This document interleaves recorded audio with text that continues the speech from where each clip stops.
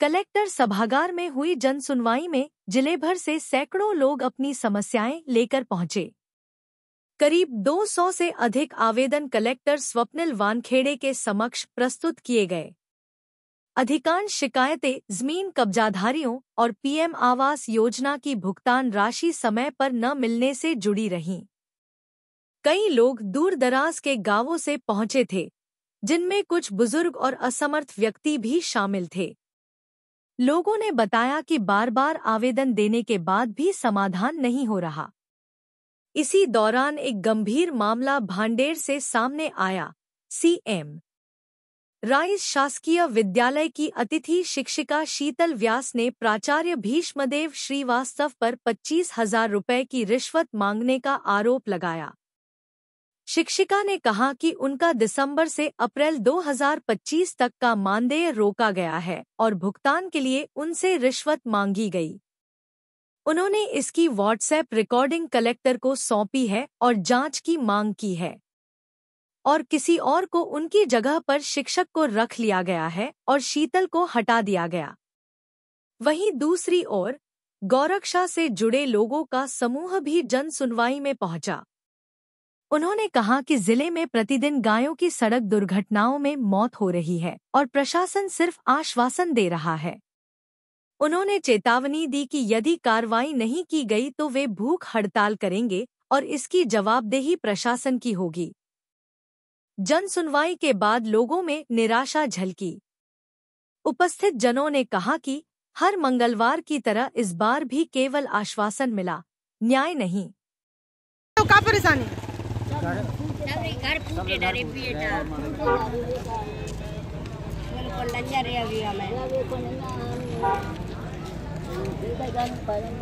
कौन सी तहसील में आता है कुमार? कलेक्टर साहब से मिल लिए। आकिर खान भांडर के निवासी हैं। इनके करीब 10 साल पहले एक प्रधानमंत्री आवास आई थी, जिसके कारण इनकी कोई एक किस्त आई थी।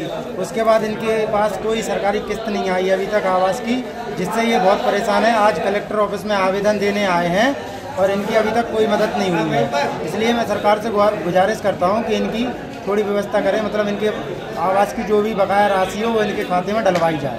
आप क्या कहना चाह रहे हैं? यही है बस।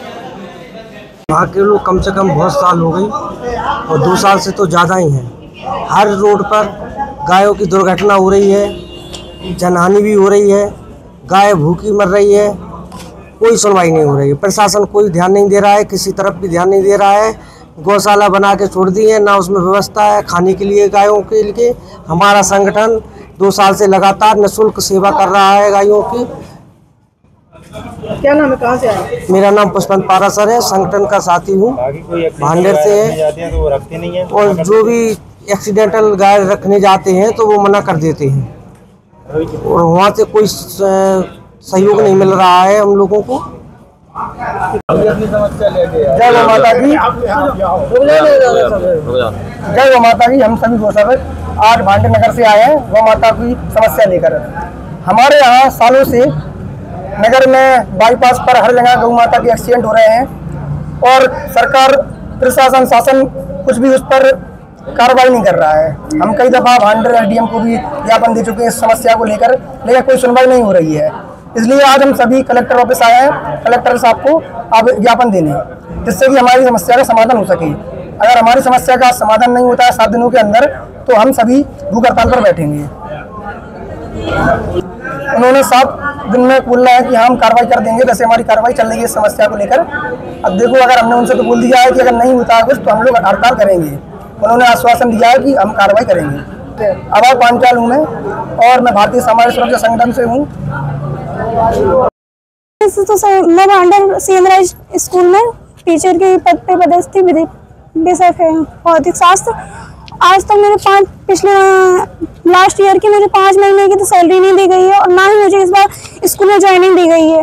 और प्रिंसिपल सर ने अपने भतीजे को रख लिया है मेरे स्थान पर और एक अन्य अपने ही मतलब रिलेटिव स्कूल में भ्रष्टाचार फैलाया हुआ है और पैसा भी डिमांड किया और वो उसका वीडियो मेरे पास है।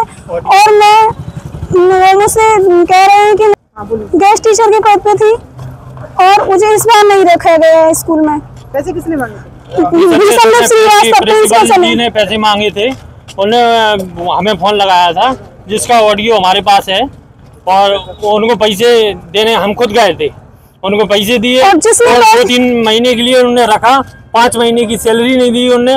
और जब दीपावली को उनको फोन लगाया हमने तो उन्होंने अपने प्राइवेट अकाउंट से फोन पे से 9,600 रुपए हमें डाल दिए, बोल दिए कि अपनी दीपावली मनाओ। हम अभी हमारे पास 5 महीने की सैलरी नहीं है, ऊपर से नहीं आया, ये नहीं आया, ऐसे बहाने बना दिए हैं।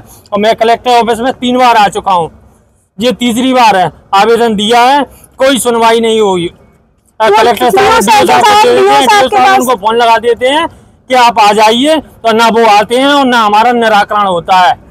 अब बताइए, मैं बहुत परेशान हूँ मैडम। ये देखिए हमारा ऑपरेशन हुआ है, 50 टाँके लगे हुए हैं, बार बार परेशान हो रहा है मैडम। देखिए